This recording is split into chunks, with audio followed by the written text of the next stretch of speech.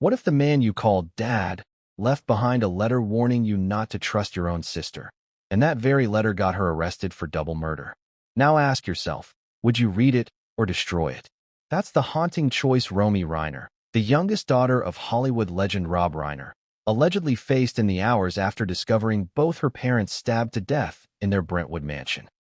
Before we continue, please hit the like button, subscribe to the channel, and turn on the notification bell for updates. You've heard the headlines. You've seen the mugshot of Nick Reiner. Eyes hollow, hoodie pulled tight, hands cuffed behind his back. The troubled son. The relapse. The obvious suspect. But what if everything we've been told is a lie? What if, buried beneath the perfect facade of a Hollywood dynasty, award shows, charity galas, tearful tributes, was a web of secrets so disturbing, even Romy's hands were shaking when she finally turned in the evidence? It wasn't a knife. It wasn't a weapon. It was a letter, one written in her father's unmistakable scrawl, addressed only to her, hidden, preserved, and devastating. This is not a story about celebrity gossip or tabloid shock value. This is a story about how silence kills, and how sometimes it takes the cold precision of a dead man's words to set off a chain reaction no one saw coming. And here's what makes it even more disturbing. This letter didn't come out immediately. In fact, it sat in Romy's possession for days after the bodies were found. And when the FBI finally got their hands on it, it wasn't Nick's name underlined. It was Tracy's, her half-sister, the eldest Reiner child, Hollywood producer, public darling, family protector, and now inmate. What did that letter say? Why was it hidden? Why would a father warn one daughter about another? And what secret was so dangerous, so damning, it risked shattering his legacy? Let's rewind. Sunday, December 14th. The sun had just dipped behind the Pacific horizon. The Reiner estate, perched atop Brentwood's most secluded bluff, shimmered like a fortress of success. 12 bedrooms, panoramic windows, and a long private driveway few ever dared climb without permission. Inside, there had been laughter that day. Family dinner, candles, silver, a private chef. Romy had flown in from New York. Tracy was already there. Jake had sent regrets, a shoot in Vancouver. And Nick? Well, Nick was in the guest house.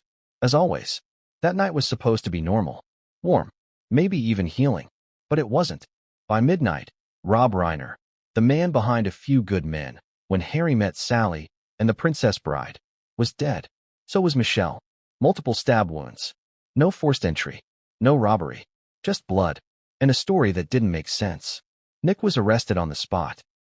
He was found pacing near the fountain, barefoot, with a smear of something dark on his forearm. He couldn't explain it. And given his long history of addiction and outbursts, the police didn't wait long to cuff him. Open and shut. Maybe not. Because Romy, quiet, artistic, always the sweet one, told detectives something strange that night. Off the record. I think you should look into Tracy. The room went cold. Why? No one says that unless they know something. But Romy didn't elaborate. At least, not then. Not officially. Because what she had wasn't ready to be seen. Not yet. It would take 3 days, a total emotional collapse, and a sudden call to the family lawyer before the letter came out. Handwritten, yellowing slightly, labeled with one simple letter, R. And what was inside? Let's just say, it rewrote everything. Inside that envelope wasn't just pain, it was a timeline. A trail. A blueprint of distrust from a father who suspected his daughter was capable of something unthinkable. Not Nick. Tracy. Why? Was it jealousy? Was it Rob's own guilt? Or was there more? That's the question the world is asking now. And it's the question this story will attempt to answer. Chapter by chapter, revelation by revelation. Because this is no ordinary family tragedy. This is a blueprint for how even the most perfect lives can be built on rot. And the rot doesn't always come from where you expect. There's something about Tracy's confidence. Her smile. The way she spoke to the press after the funeral. Calm, gracious, in control. But you know what the FBI said when they saw the letter? They called it the emotional equivalent of a smoking gun. Because Rob wasn't vague. He named names. He detailed threats, power struggles, even a specific incident from 2001 involving a cover-up at the studio that allegedly had Tracy's fingerprints all over it. But the most haunting part? A line scribbled near the bottom. just before the ink trails off in a shaky curve. If I'm not around anymore, it wasn't Nick. Now let me ask you something. If you were Romy, and your father left you that message, what would you do? Would you take it to the police? Would you question everything? Or would you burn it and pretend you never saw it? Romy chose to wait. 3 whole days. And in those 3 days, she didn't sleep. She barely spoke. But finally, she made the call. The letter was handed over. A new investigation opened. And Tracy Reiner, beloved daughter, respected producer, the one who gave the eulogy at her father's funeral, was arrested. Booked. Mugshot. Denying everything. But the letter doesn't lie. And it's only the beginning. Because what's coming next will shatter everything we thought we knew about the Reiner family. From hidden journal entries to decades-old cover-ups, buried recordings to secret DNA results, the dominoes are falling fast. And when Romy finally took the stand, the courtroom fell silent. But before we get there, we have to go back. To the final dinner. To the glass that no one drank from. To the moment everything changed and no one saw it coming. Did the Reiner family unknowingly sit down for their last supper with the killer at the table? That's the question haunting every investigator, every journalist, and yes, every fan who ever admired the Hollywood legacy of Rob Reiner. Because just hours before Rob and Michelle were found butchered in their mansion, the family gathered for what should have been a peaceful, private, intimate meal. A family dinner. Home-cooked. Smiles. Laughter. Candlelight. But something felt off. And what came after that dinner wasn't just tragedy, it was betrayal. Blood-soaked, silent betrayal. So now we ask, what really happened at the table that night? Let's piece it together. The table was set, but so was the trap. The dinner had been planned a week in advance. Rob, ever the sentimental patriarch, had called for one last night with the whole family before the new year. A family reset, he reportedly told Michelle. A chance to finally bring peace to the chaos. He wanted Nick there. Romy, of course. And Tracy. Tracy, who hadn't been to the Brentwood estate in months. She agreed surprisingly fast. That in itself raised eyebrows among those who knew her well. She wasn't one to show up unless there was a camera or contract involved. But this time, she said yes with a smile. What was she really showing up for? The chef, a long-trusted employee named Lyle, said the vibe felt staged. That's the exact word he used when later questioned by detectives. It was like they were performing a scene, but no one believed the lines, he said. He cooked their favorites. For Rob, grilled salmon with lemon dill glaze. For Michelle, roasted beet salad and French bread. For Tracy, gluten-free pasta. For Romy, mushroom risotto. Nick never made it to the table. According to him, he wasn't invited. But hold on, wasn't this a family dinner? Why wouldn't Nick be there? That's your first red flag. According to Nick's later statement, he was asked to stay in the guest house and not come to dinner. Just for tonight. He claimed Tracy sent him a cryptic text that read, "Let's not ruin this. You understand." He didn't understand. But he obeyed. And from that moment forward, everything started to unravel. Romy's perspective, a smile that didn't reach her eyes. Romy later told investigators that something was different about Tracy that night. She had this fixed smile. It looked polite, but her eyes were scanning the room the whole time. At one point, Rob raised a toast. "To healing," he said. Tracy clinked her glass, but didn't sip. Michelle flinched. That moment, Romy said it stayed frozen in her mind, like a snapshot she couldn't erase. Why? Because the wine glass Tracy was using, the one she never drank from, would later test positive for trace residue of zolpidem, a powerful sedative. She had no prescription for it. Who was she planning to drug? Or was it a trap for someone else? The argument on the patio. Lyle, the chef, said he stepped outside briefly to take a call around 9:30 p.m. He heard raised voices. Not just bickering, shouting. Specifically, Rob yelling, "You crossed the line, Tracy. You think I don't know?" And her chilling reply, "You owe me. You always have." By the time Lyle stepped back in, silence had returned. Tracy was calmly sipping water, folding her napkin. Michelle was in tears. Rob's hands trembled as he reached for his wine. What the hell happened out there? And why did no one mention that moment in the initial police statements? Because here's where it gets more complicated. Romy later confessed that after the patio fight, she followed Tracy down the hallway and asked if she was okay.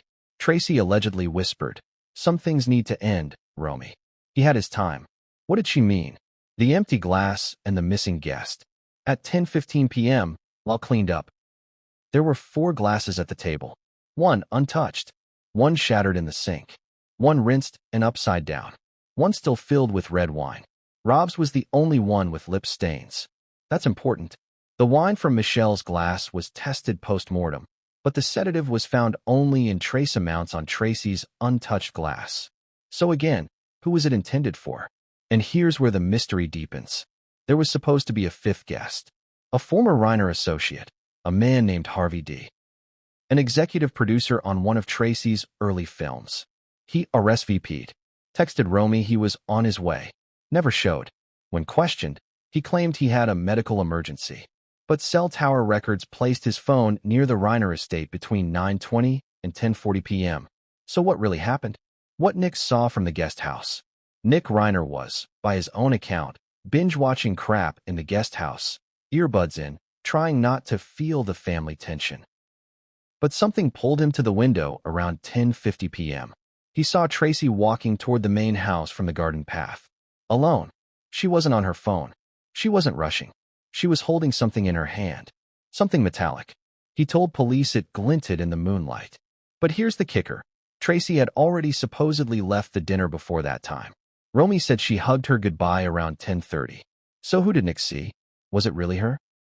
The estate's exterior cameras captured a blurry figure walking toward the side entrance around 10:51 p.m. Clothing matched Tracy's, but the face was obscured. And within 20 minutes, both Rob and Michelle were dead. But no forced entry, no screams heard, no shattered glass, just silence, followed by blood. The last piece of the night, Romy's confession. Romy didn't speak much to police after the incident. Not at first. But weeks later, when Tracy had already been arrested, Romy made a quiet, chilling admission to the DA. She said that when she hugged her father goodnight that evening, he whispered something into her ear. A single sentence. One she didn't fully understand until the letter was found. He said, "Protect what's true, no matter what it costs." She left the house that night thinking he was just being emotional. But now she thinks he knew. He knew what was coming. And here's where the dinner story ends, with the perfect image of a happy family. Candles flickering, dishes empty, wine glasses arranged, but something unsaid sitting thick in the air like poison. Because what none of them knew, what even Rob likely didn't expect, was that this dinner would be their last. And the real betrayal wouldn't come from the person everyone assumed. Because as we now know, Nick never stepped foot in the house that night. But someone else did. Someone who had motive. Someone who had secrets. And someone whose fingerprints had been wiped clean long before the authorities even arrived. But what came next would change everything, and no one saw it coming. Was Nick Reiner framed by his own blood? That's the question clawing its way through the headlines, the court transcripts, and the hearts of everyone who grew up believing the Reiner family was untouchable. Because after Rob and Michelle Reiner were murdered in cold blood inside their own home, police didn't hesitate. They arrested Nick, the broken son, the relapse risk, the black sheep. But what if he never even left the guest house? What if the real killer knew exactly how to make him look guilty and knew that no one would question it? Let's walk through the night again, but this time from Nick's perspective. And trust me, by the time we're done, you won't look at that mugshot the same way again. "I was in my room the whole night," Nick's first statement. When detectives found Nick at 12:21 a.m., he was pacing the stone path between the guest house and the koi pond. His socks were wet. There was a smear on his wrist. Blood? They assumed so. They bagged his hands and arrested him on sight. But when pressed, Nick kept repeating the same thing. "I didn't leave my room. I didn't even hear anything." He said he was watching reruns of The Office, had earbuds in, ordered pizza around 8:45, never got up except to grab it from the front gate. The guest house had a separate entrance. No internal cameras. No witness to confirm.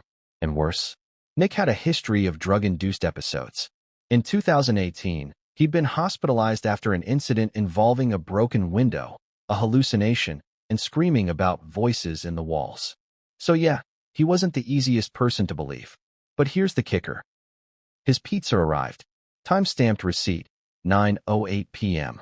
And the driver, interviewed later, said, "The guy looked tired. Maybe high, but not bloody, not crazy. He tipped well." The tip, $20 on a $17 bill. So if he was already in possession of the food before the murders, and if he didn't leave the guest house, how did blood end up on him? What forensics found, and what they didn't. Initial tests confirmed the smear on Nick's wrist was indeed blood.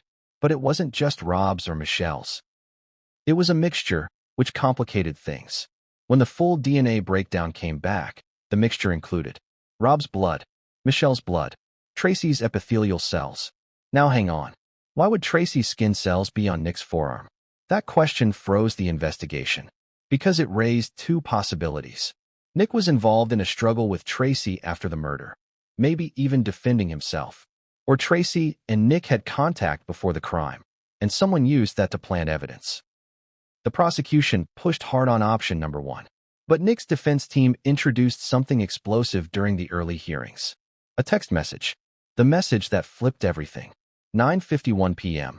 Nick receives a text from a number later confirmed to be Tracy's burner phone.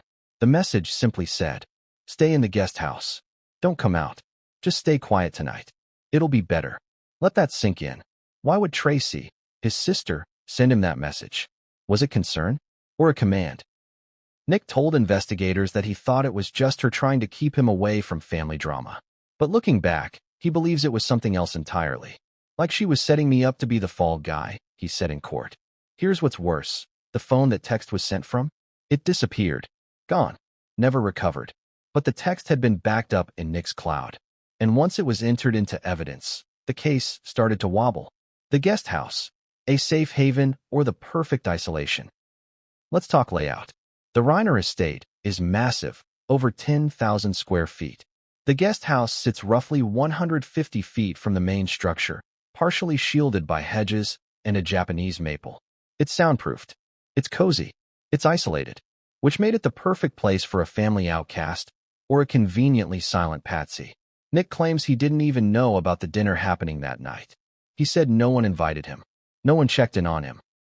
He watched TV, fell asleep with earbuds in, and woke up to blue and red lights flashing through the blinds. By the time officers pulled him out, his brain was fogged. He didn't know his parents were dead. And when they told him, Nick reportedly collapsed and screamed, "No, no, I would never." Police still didn't believe him. But Romy, she did. Romy's visit to the guest house. Here's where things twist again. Romy admitted, days after the initial questioning, that she had gone to the guest house after the dinner. She knocked on Nick's door around 11:15 p.m. He didn't answer. She says she stood outside for 5 minutes, trying to build the courage to talk to him. To apologize, maybe. To warn him. Why didn't she go in? Why didn't she push harder? She said something told her not to. Now, remember the timeline. Dinner ends around 10:30 p.m. Tracy leaves. Rob and Michelle are found dead around midnight.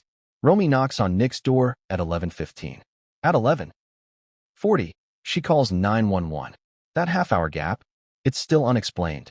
And Romy still hasn't told the full truth about what she saw, heard, or suspected during that window. But something about Nick made her hesitate. Maybe it was guilt. Maybe it was fear. Or maybe, just maybe, it was the letter. The one she'd already found but hadn't turned over yet. The one that named Tracy. The missing security footage. Now here's the bombshell the media almost missed. The Reiner estate had high-end security. Multiple cameras. Infrared sensors. Backup power. But somehow, the footage between 10:45 p.m. and 12:10 a.m. was corrupted. Corrupted? Or wiped? Experts say someone would have had to access the system remotely and input a specific override code to disable recordings. Only 2 people had that code. Rob and Tracy. So if Nick was in the guest house the whole time, and the system was disabled during the exact murder window, who had the motive and the access to erase everything? And better yet, why erase anything if Nick really was the killer? A new witness emerges. Weeks into the investigation, a neighbor came forward. Elderly, lives alone, often watches the street from her bedroom window with binoculars. She reported seeing a woman leave the Reiner estate around 12:05 a.m. She didn't recognize her at first, a tall figure, ponytail, black coat. But then she said something that changed the case again. The way she walked, same as the girl from the funeral. That daughter. The one in the sunglasses. She was talking about Tracy. Police were skeptical. until they pulled up an old studio surveillance clip from 2012, Tracy walking across a film set. Same stride, same coat. It wasn't concrete evidence, but it was enough. Enough to reopen the timeline, enough to put the pressure on, and enough to cast serious doubt on the narrative that Nick was the one who snuck across the yard that night. Because if the cameras were off, and Nick stayed in his room, and Tracy was seen leaving just minutes after the time of death, then who really had blood on their hands? But what investigators found next, buried beneath the floorboards of the guest house, would make the entire case explode. What if the truth had been sitting in your hands the entire time, and you were too afraid to open it? Romy Reiner was. For 3 days. 3 days after the murders. 3 nights without sleep. 3 mornings waking up to the same nightmare headlines screaming her family's name across every screen. And all the while, the letter was there. Not in a safe. Not hidden behind a wall. Not buried underground. It was tucked inside a manila envelope, creased at the corners, resting where only she would ever look. Her father's study. The one room no one else ever entered without permission. And now? Now it smelled like dust, grief, and something else Romy couldn't name. Fear. The room Rob never let anyone touch. Rob Reiner was protective of his study in a way that bordered on obsessive. Friends joked about it. Assistants avoided it. Even Michelle rarely went inside unless Rob invited her. Floor-to-ceiling bookshelves. Old scripts stacked in leaning towers.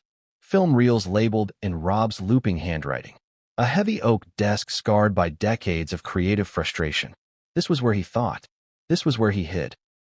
And this was where Romy went the morning after the murders, long before the police tape was removed. She didn't tell anyone she was going there. She just knew. Call it intuition. Call it panic. Call it the quiet voice that whispers when something is terribly wrong. She opened the bottom drawer of the desk. Inside were old drafts, a broken fountain pen, and a thin envelope. No name. Just a single letter written in black marker. R. Her hand started shaking immediately. Because Rob never used initials. Unless he was trying not to be found. The letter she almost didn't read. Romy didn't open it right away. She sat on the floor instead, back against the desk, envelope resting on her knees like it weighed 100 pounds. She told investigators later that she felt like opening it would finalize something. Like once she read the words, there would be no going back. Have you ever been afraid of information? Not because it might hurt you, but because it might force you to act? That was Romy. She thought about Nick, about Tracy, about her mother's laugh the night before. And then she opened it. Rob's handwriting, Rob's voice, Rob's fear. The first line hit her like a punch. If you're reading this, then something has already gone wrong. Romy started crying immediately. Not sobbing, not wailing, just tears rolling down her face as her eyes traced the words her father never meant anyone else to see. He wrote slowly, carefully, like he was afraid of being misunderstood even after death. He wrote about regret, about silence, about mistakes he'd made trying to protect the family image instead of the family itself. And then, halfway down the first page, everything changed.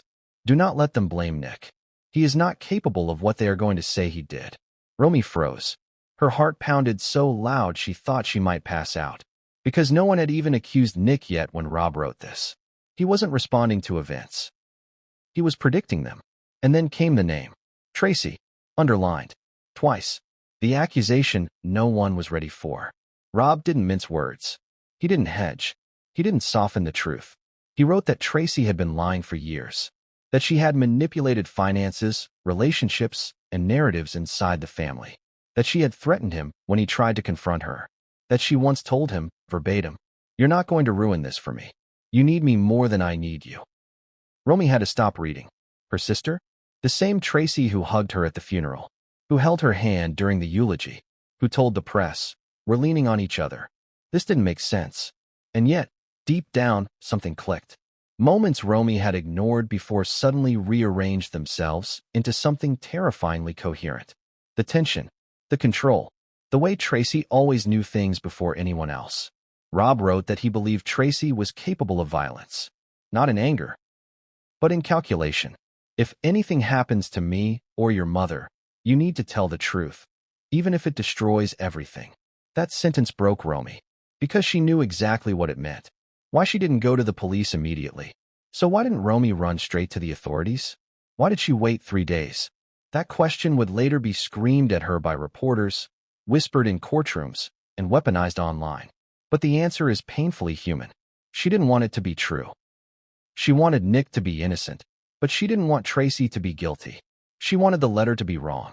She read it again, and again, and again, looking for cracks, for exaggerations, for signs of paranoia. Instead, she found details, dates, amounts, names, things only Rob would know, and one line that sent a chill down her spine. She knows I've written this. The moment Romy realized she wasn't safe, that was when fear took over. Because if Tracy knew about the letter, and if Tracy had already done what Rob feared, then Romy wasn't just holding evidence. She was holding a liability. Romy started noticing things. Her phone lighting up with missed calls from Tracy she didn't answer. A black SUV parked across the street for hours. Her laptop camera light flickering once, then off. Was it paranoia? Or was it instinct? She slept with the lights on. She kept the letter under her pillow. She jumped at every sound. And still, she didn't tell anyone. Until something happened that forced her hand. The line that changed everything. On the third night, Romy read the letter one last time. That's when she noticed something she'd missed before. A postscript. Written smaller. Shakier. Almost like Rob hesitated before adding it. If she denies this, tell them to look at 2001. The studio account. The man who disappeared. Romy didn't know what it meant. But she knew it wasn't nothing. And she knew one thing for sure. Her father didn't write this to be ignored. Turning the letter in, Romy called the family lawyer first. He went silent when she read portions aloud. Then he said something that still echoes in the case files. You need to give this to the FBI. Today. 2 hours later, Romy sat across from federal investigators. Hands shaking, eyes swollen, voice barely steady. She slid the envelope across the table. I think my sister killed my parents, she said. The room changed instantly. Because once they read the letter, they didn't see a grieving daughter. They saw a roadmap, and at the center of it, Tracy Reiner, the arrest that shocked everyone. Within 48 hours, Tracy was brought in for questioning. She smiled. She laughed it off, called it grief, called it nonsense. But when agents mentioned the letter, her expression cracked. Just for a second.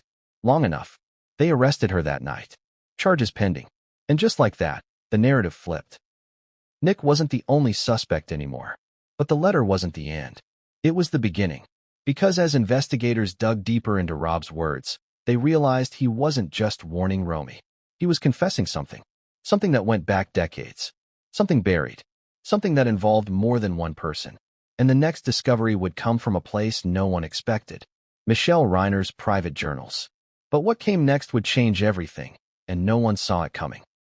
What if the greatest mistake of your life wasn't something you did, but someone you trusted? Rob Reiner had built an empire on storytelling, on happy endings, on making the world believe that love and family always won. But in the quiet corners of his life, far from Hollywood lights and red carpet applause, Rob harbored a secret. Not a scandal, not a career misstep, a regret. And her name was Tracy, the golden daughter, or so everyone thought. From the outside, Tracy Reiner was the daughter every father wanted. Poised, polished, professionally successful.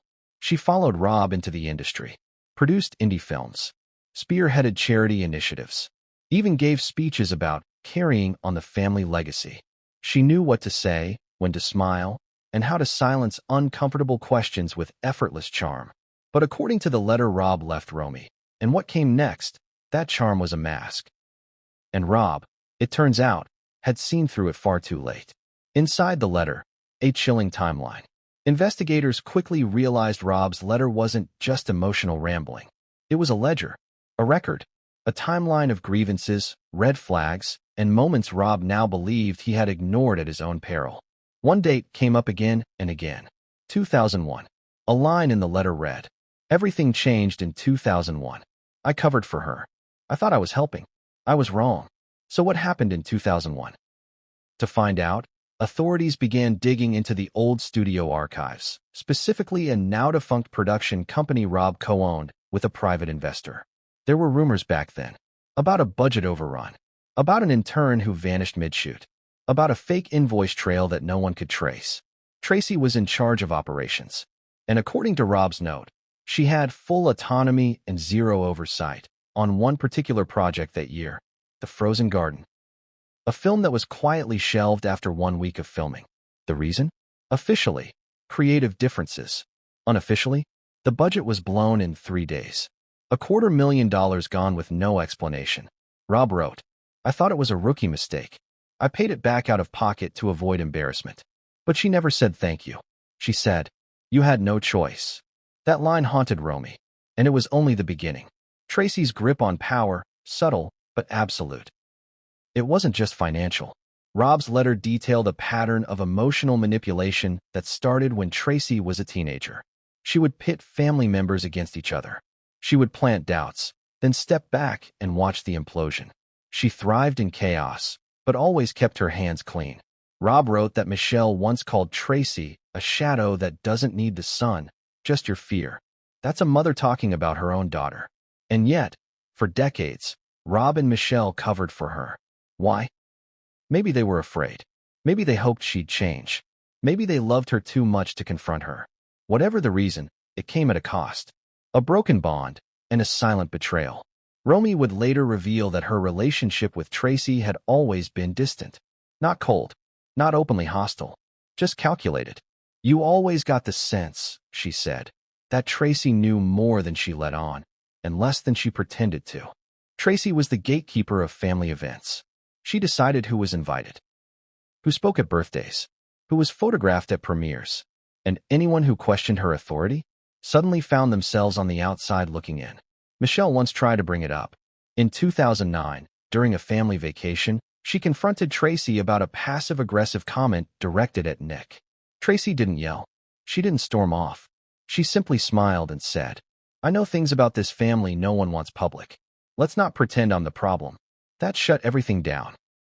No one spoke of it again. Until the letter, the deleted therapist files. As investigators began piecing together Rob's regrets, they discovered something else, something that never made it into the official reports.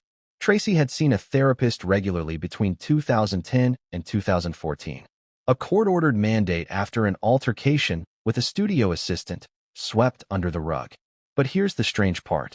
The therapist's notes were missing. All of them. Not misplaced. Deleted. When pressed, the clinic stated they were permanently expunged at Tracy's request in 2018, under a clause that allowed patients to have records destroyed after 5 years, provided no legal case was pending. So we don't know what she said in those sessions. But we do know this. 1 year later, Rob updated his will. He removed Tracy as co-executor. He told his attorney, "Keep her at a distance. She'll understand why." But did she? Or did that decision light the fuse? The friend who tried to warn him. In a shocking twist, a close family friend, a screenwriter who once mentored Tracy, came forward anonymously after the letter was made public. He said Rob confided in him months before the murders, told him he was worried about Tracy, that she had been visiting unexpectedly, asking about estate plans, becoming controlling. "I think she's capable of anything," Rob allegedly said. When asked if he meant violence, the friend replied, "I didn't want to believe it then. I do now." A private investigator and a disappearing case file. Perhaps the most damning revelation came from a retired PI who was once hired by Rob, discreetly, to look into a few things in 2019.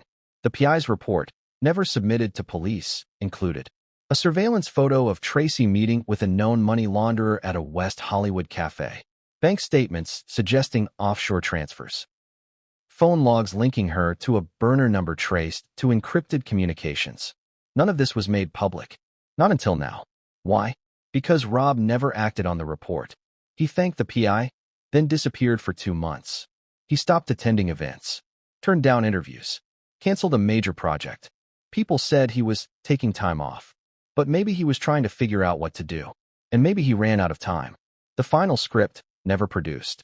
In one last ironic twist, Rob's final script, found on his home computer, was titled Inheritance. It was never submitted to any studio. But its plot?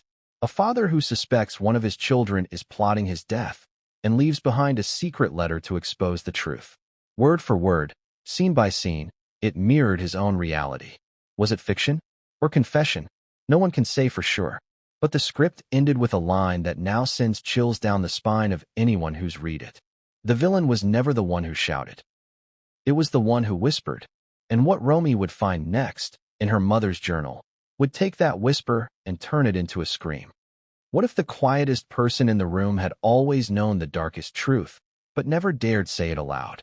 That was Michelle Reiner, Rob's wife of nearly 45 years. Actress, philanthropist, matriarch. But behind the poised public image, Michelle had spent decades writing in silence. Not blog posts, not emails, not even digital notes. She used old-school, spiral-bound, leather-covered journals. The kind you keep hidden. The kind you hope no one ever finds. Unless you're gone. And when investigators discovered a hidden safe behind a bookshelf in Michelle's walk-in closet, what they found inside was not cash, not diamonds, but truth. Raw, vulnerable, terrifying truth. Written in her own hand. The safe no one knew about. It was Romy who pointed it out. "I think there's something behind the Agatha Christie books," she said softly, days after Tracy's arrest. It was just a hunch. Or maybe muscle memory. Romy remembered, as a child, Michelle pulling one specific book off the shelf, then disappearing for a while. That book, The Murder of Roger Ackroyd, turned out to be the key. Behind it, a false panel. Behind the panel, a digital keypad. Michelle's birthday was the code. Inside, for journals, years of them, their covers worn, their pages yellowing, their contents explosive. The first entry investigators flagged. October 2nd, 2012. I watched Tracy hug Rob today, and I wanted to scream. There's something performative about the way she shows love. Not tenderness, performance. She watches people watching her. That sentence alone sent shivers through the investigation team. But it was only the beginning. Over the next 2 journals, Michelle chronicled dozens of incidents, little moments that, in hindsight, were chilling. The dinner party meltdown. July 15th, 2015. She snapped at Nick again, called him a wasted investment. Everyone laughed, but I saw Rob wince. I told her afterward to be kind. She said, "I'm not here to babysit your mistakes." That hurt more than I let on. A wasted investment. Referring to her brother? Michelle goes on. "Sometimes I think she's punishing us for something we can't name. Or maybe she's just tired of pretending." The night Rob slept in his office. November 18th, 2018. Rob didn't come to bed. I found him asleep in the study, letter clutched in his hand. Said he'd been writing something for Romy. Wouldn't show me. Said it was for later. He looked afraid. That letter? It would be found years later. The one that got Tracy arrested. But Michelle knew about it. She knew. The therapist Michelle secretly contacted. February 9th, 2020. Reached out to Dr. Henley, the one Tracy saw after the 2010 incident. He was evasive. Said his notes had been destroyed for privacy reasons. But when I asked if there was anything he could tell me off the record, he said, "Watch the eyes. They don't lie. She hides them for a reason." I cried for an hour after that call. What was Tracy hiding behind her eyes? What did Dr. Henley know and fear that made him speak in riddles? The final entry before the murders. December 13th, 2025. I had a bad dream. Tracy was standing at the foot of our bed, whispering something I couldn't hear. I woke up sweating. Rob was already up, writing again. He looked resigned. Not scared. Just tired. He said, "We're past the point of stopping it. Just past it." Michelle then wrote a single sentence in all capital letters. I wish I hadn't looked the other way. That entry was timestamped at 4:21 a.m., less than 18 hours before she and Rob were murdered. Why Michelle never spoke up? It's easy to ask. Why didn't Michelle tell someone? Call the police? Warn Romy? But fear doesn't always scream. Sometimes it tiptoes. Sometimes it curls into your spine and convinces you that silence is safety. Besides, Michelle had protected Rob's image for decades. He was America's storyteller, the man who turned love into cinema. What would it look like to say, "Our daughter might be dangerous"? Who would believe it?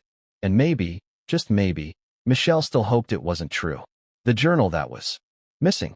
There were supposed to be 5 volumes. Romy knew it.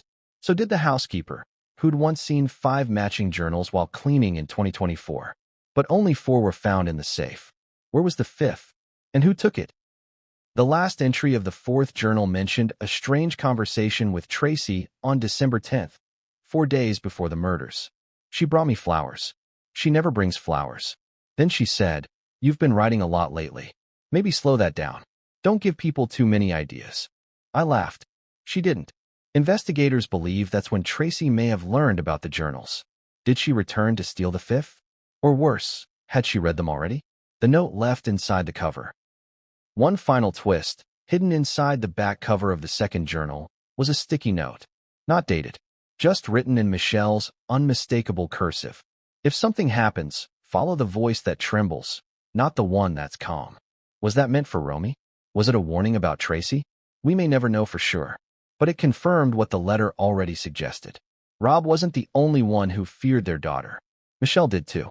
And what the FBI found next, in the estate's hidden basement, would make all those fears feel like premonitions. What if the daughter you raised wasn't really yours at all? This wasn't just a question Rob Reiner asked himself privately. According to the contents of his handwritten letter, the words hidden in Michelle's journal, and whispers among the closest family circle, it was a suspicion he could never shake. A suspicion that changed the course of everything. Because what began as a murder investigation suddenly turned into a paternity puzzle. And when the truth came out, it didn't just fracture trust. It demolished it. A quiet request from the grave. It started with one line in Rob's letter to Romy. A line most would miss unless they were looking closely. "If something happens to me, do the test. You know the one."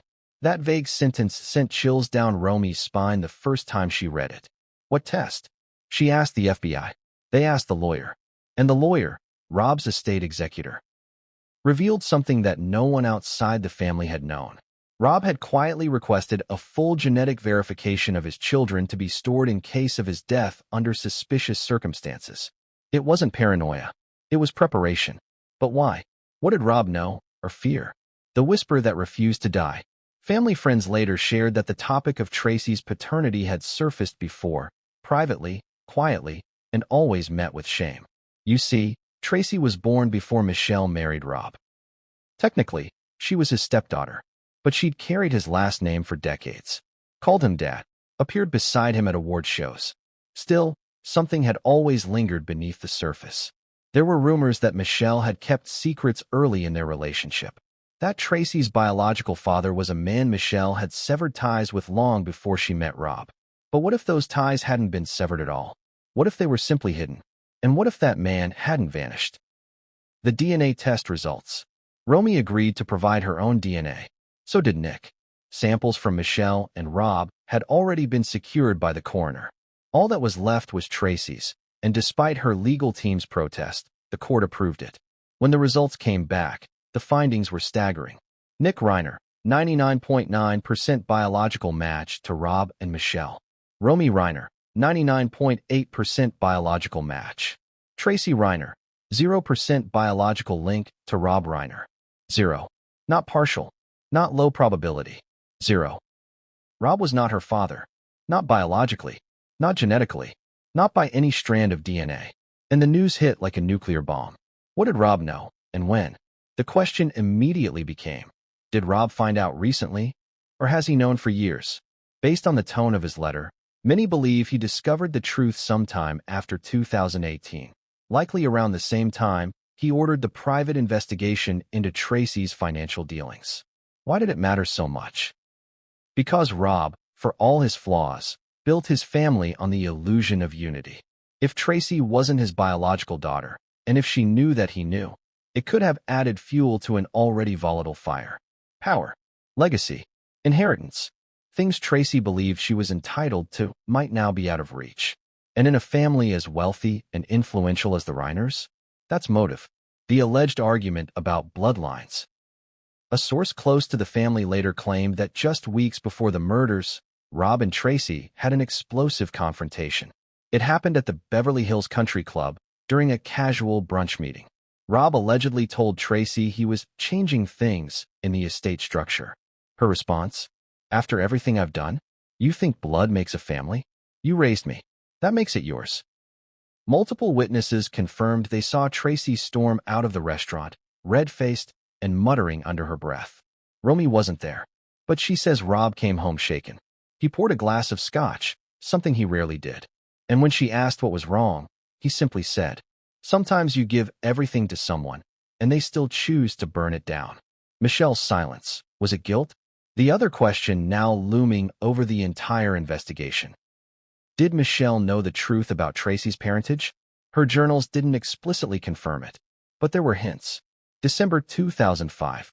There are things I've carried for too long. Lies that were never mine to begin with. But once you hold them, they stick. May 2010. Tracy's anger has roots. She doesn't even know where they come from. I think the guilt skipped her and landed on me. It's possible Michelle tried to protect both Rob and Tracy by never fully confronting the secret. But that silence, it may have cost them everything. A deep cut, the will is amended. After the DNA results were confirmed, lawyers returned to Rob's updated will, last revised in early 2024. And sure enough, the language had changed. Romy and Nick were designated as primary heirs. A trust had been established in their names. Tracy was listed only once, as a conditional beneficiary, pending resolution of outstanding legal inquiries. This was no accident. Rob had seen the writing on the wall, and with the truth about paternity exposed, Tracy's standing, both emotionally and financially, had been reduced to dust. Is it any wonder why she may have snapped? What the family friend revealed about Tracy's real father. Here's where things take an even darker turn. One of Michelle's old friends, a woman who knew her before Rob, came forward during the trial proceedings. She claimed Tracy's biological father wasn't just a fling. He was someone known in the industry, a producer, with a volatile temper and a history of aggressive behavior. When asked why Michelle never disclosed the truth, the woman reportedly said she was trying to protect Tracy from becoming him. But in the end, she became someone else entirely. Was this man still alive? Could he have influenced Tracy from the shadows? The FBI is reportedly still pursuing that angle. But what we know for sure is this. Tracy spent her life believing she was entitled to everything. And when the DNA proved otherwise, she lost more than a name. She lost control. And when investigators discovered what Rob left in the basement vault, beneath the floorboards, they knew this case was far from over. What if the one man who knew the truth waited until after the murders to say it out loud? That's exactly what happened. Because just as the investigation seemed to be narrowing in on Tracy Reiner, with DNA results, journal entries, and the lost letter painting a terrifying portrait, a voice from the past emerged. A voice Rob had trusted. A voice that had been silent for years. Until now. And when that man picked up the phone and told the FBI what Rob had confessed to him weeks before his death, the case cracked wide open. Because Rob Reiner hadn't just been scared. He had been planning for war. The man on the line, Alan Kessler. Alan Kessler was a name long forgotten by Hollywood standards. In the 80s, he was a script doctor, a behind-the-scenes fixer. Quiet, brilliant, uncredited. He and Rob had worked together on several early projects, most notably on rewrites for Stand By Me and Misery. They drifted apart after 1998. But according to Kessler, Rob reached out to him in September 2025, out of the blue. No assistant. No studio involvement. Just a handwritten letter in his mailbox. Call me. I need your brain. And your honesty. Kessler kept that letter. And when he finally turned it over to investigators, the envelope was still stained with what looked like coffee and time. The note inside? Brief. Uneasy. She's not who we thought she was. And I don't know how to stop what's coming. The phone call that changed everything. Kessler called Rob immediately. They spoke for almost 90 minutes. No small talk. No reminiscing. Just fear. Rob told him about the letter he had written for Romy. The journals Michelle had been keeping. The changes he made to the will. And then he dropped the real bomb. I think Tracy's setting something up. Something permanent. Kessler asked what he meant. Rob paused. Not just financial. Existential. Like removing obstacles. He claimed Tracy had recently demanded access to the estate's backup codes for the cameras, the gates, and the interior locks. When Rob refused, she smiled, said, "Then I'll find another way." Kessler begged him to go to the police. Rob refused. "If I'm wrong, I ruin her life. If I'm right, it's already too late." The story about the 2001 incident resurfaces. During the call, Rob also referenced something Kessler had heard whispers of before, the infamous 2001 incident on the set of The Frozen Garden. Rob didn't go into detail, but he said this. "I buried a crime back then. I told myself it was to protect the family. It wasn't. It was to protect myself from seeing her clearly. Kessler didn't press. He didn't need to. Because back in 2001, The Frozen Garden was the project Tracy had begged to co-produce. Rob reluctantly said yes. 3 days into filming, a young production assistant, Miguel D'Angelo, reportedly went missing. Never showed up again. No one filed a report. A single sentence in Michelle's journal from that month now carries more weight. There's blood on her contract, and it'll never wash off. Kessler tells the FBI everything. When Kessler heard about the murders, he assumed, like everyone else, that Nick had snapped. But when Romy's letter surfaced, when Tracy was arrested, something inside him shifted. He waited, worried, wondered if he was next. Then finally, he picked up the phone. He called the FBI's tip line. And what he shared wasn't just gossip or theory. It was strategy. Because Rob had told him something else, something more dangerous than anything mentioned in the letter or journals. The vault under the floorboards. Rob told Kessler he was building a backup plan. He said he'd hired a contractor under a false name to reinforce part of the basement floor, create a subcompartment. A vault. Not for money. For evidence. Rob didn't trust the cloud. Didn't trust safes. Didn't trust lawyers anymore. So he put it all in a vault no one but he and one other person knew about. Who was the other person? He wouldn't say. But he warned Kessler that if anything ever happened to him, someone will find it. And that someone, it turns out, was Romy. Because once the FBI had Kessler's testimony, and Romy confirmed her dad's basement was under renovation in late 2024, they brought in forensics. And what they uncovered next would change everything. A hidden hatch. A thumbprint lock. A case file. Beneath the laundry room, behind the drywall, they found it. A steel hatch. Reinforced. Dusty. No visible hinges. Inside, once opened, were a thumb drive labeled for her eyes only, a folder of printed bank transfers spanning a decade, a mini cassette recorder with a single tape, a photo, heavily marked with red ink. The photo was of Tracy, at a charity gala, smiling, but the red ink circled something in the background, a man, unidentified, watching her, and next to it, Rob had scribbled, "He knows. She's not afraid of me. She's afraid of him." The tape recording, Rob's final confession. The cassette, once digitized, revealed Rob speaking alone. Quiet. Measured. Tired. "If you're hearing this, then I didn't make it. Or I did, but not for long. And that means Tracy got closer than I thought. I want to believe she loved us. I want to believe this is paranoia. But love shouldn't come with so many lies. Check 2001. Check the journal. Trust Romy. And whatever you do, don't assume silence means safety." Then, after a pause, "Tracy, if you ever hear this, I'm sorry I didn't see it sooner, but I see it now." The recording ends with him humming a few bars of The Way We Were, the song Michelle always played on Sunday mornings. The thumb drive, a list of names. The USB contained a folder titled Unraveled. Inside were documents, contracts, wire transfers, NDAs, linking Tracy to at least 3 shadow LLCs and offshore accounts. The names of former assistants, 1 therapist, and 2 entertainment lawyers appeared repeatedly. Some names were crossed out, others circled. Next to one name, Rob had typed a note. 2001 Miguel? Ask what he saw. The implication? Someone was still alive. Someone Rob once thought was dead. And if that's true, then the 2001 cover-up wasn't just tragic. It was criminal, and still ongoing. The man in the photo, finally identified. After weeks of digital enhancement, the man circled in red was identified. Vincent Lemmer, a disgraced former producer tied to multiple harassment suits in the early 2000s. He vanished from the public eye after a settlement in 2002. Guess where he resurfaced? Budapest. Same place Tracy was spotted in leaked financial docs Rob stored in the vault. Coincidence? Unlikely. Was he the real father? Was he helping Tracy manipulate the Reiner estate? FBI sources aren't saying. But one thing is certain. Tracy had more secrets than anyone realized. And Rob, in his final weeks, tried desperately to expose them. Not for revenge, but to protect the only people he had left. And what Romy found next, in a second flash drive taped beneath her father's piano, would reveal Tracy's ultimate plan. Every house has secrets. But what if the foundation itself was hiding something meant to stay buried forever? That's exactly what investigators found beneath the Reiner family's $13.5 million Brentwood estate. Not a panic room, not a wine cellar, not a forgotten storage space, but a sealed room, hidden, reinforced, and deliberately kept off every blueprint submitted to the city. At first, it looked like a quirky renovation choice.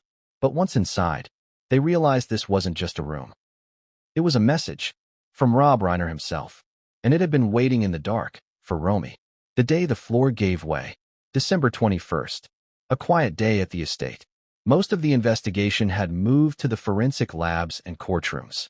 The crime scene tape was down, the front gate still guarded, but no longer crawling with media vans. Romy returned to the house with a team of legal representatives and 2 FBI agents, authorized to collect personal effects. She wasn't looking for anything in particular, just trying to feel close to her father again. That's when she wandered into the basement, a place she rarely visited, and never alone. The light bulb flickered. The air smelled of mildew and old cardboard. But something about the far wall felt wrong. The corner where Rob used to keep vintage film reels. Stacked crates, labeled boxes, forgotten props from past movies. But now, a few boxes were shifted, the floor beneath them slightly uneven. Romy stepped forward and tapped the wood with her foot. Hollow. The hidden hatch they almost missed. It was only after removing the boxes and pulling back an old rug that they saw it. A small steel square, flush with the floor. It wasn't obvious. No hinges, no handle, but there was a tiny fingerprint pad, barely the size of a coin, tucked into the molding. Who installed it? And more importantly, why? Rob had never mentioned a panic room. No one in the family recalled construction. But when Romy touched the pad, something remarkable happened. The panel turned green, and the hatch clicked open. A room without light and without comfort. Flashlights flicked on. What lay beneath was a narrow ladder leading into a concrete-walled chamber, roughly 10 by 10 feet. Cold, dry, silent. There was a desk, a chair, a small shelf, a typewriter, an old boombox, and taped to the wall with silver duct tape, a note, written in Rob's unmistakable scrawl. If you're here, then I ran out of time. But at least you didn't. This was no bunker. This was Rob's vault of last resort. A place to hide truth when nowhere else felt safe. The second flash drive, exit strategy. Next to the note was a small tin box. Inside, a flash drive labeled exit strategy. A folded sheet of legal-sized paper titled Contingency C. A yellowed photo of Tracy in a black dress, standing beside a man with no name. Romy clutched the drive as if it were burning. She knew immediately what it meant. There had always been whispers in the family about Rob's Plan B. Some assumed it was financial. Others thought it was a creative project, a film no one had seen. But this wasn't art. This was survival. Inside the drive, a digital diary of fear. Once uploaded to a secure FBI computer, the contents stunned everyone. Rob had spent months, maybe years, compiling private video journals. Each one time-stamped. Each one more desperate than the last. In the first, he looked confident, resolute. I'm not paranoid. I'm observant. Tracy is moving chess pieces. I'm the board. And if I disappear, this record must survive. In another, filmed just weeks before the murders, Rob's voice was trembling. She asked for the codes again. Told me she needed access for security reasons. I said no. She said, then I'll just wait. And the way she said it, I haven't slept since. There were 12 videos in total. Each one chronicling a different moment, a confrontation, a memory, a revelation. And one in particular stood out. The 10th entry, she's practicing lies. Rob sits in front of the camera, shoulders slumped. His eyes are bloodshot. He leans in close. You know what really scared me? Watching her practice. In the mirror. Like an actor. She rehearsed saying, I'm devastated over and over. Different tones. One with tears. One calm. One angry. Over and over. She was building an alibi before there was even a crime. That moment changed everything. Because this wasn't a man unraveling. This was a director watching a performance and recognizing the danger. Contingency C, the ultimate plan. The folded paper found with the drive, Contingency C, was a step-by-step list. Step 1, seal the vault. Step 2, inform Romy through the estate attorney. Step 3, release videos to law enforcement only after death. Step 4, activate fail-safe contact. JL. San Diego. Who was JL? Authorities are still searching. But the instructions made one thing clear. Rob expected to be silenced. And this room? This room was his scream. The photo of final clue? The photo of Tracy, the one in the black dress? It had been taken at a 2021 film festival in Hungary. The man beside her was older, slender, European. No one recognized him. But Rob had scribbled on the back. She calls him Vin. Short for something. Keep digging. And beneath that, he's not afraid of being caught.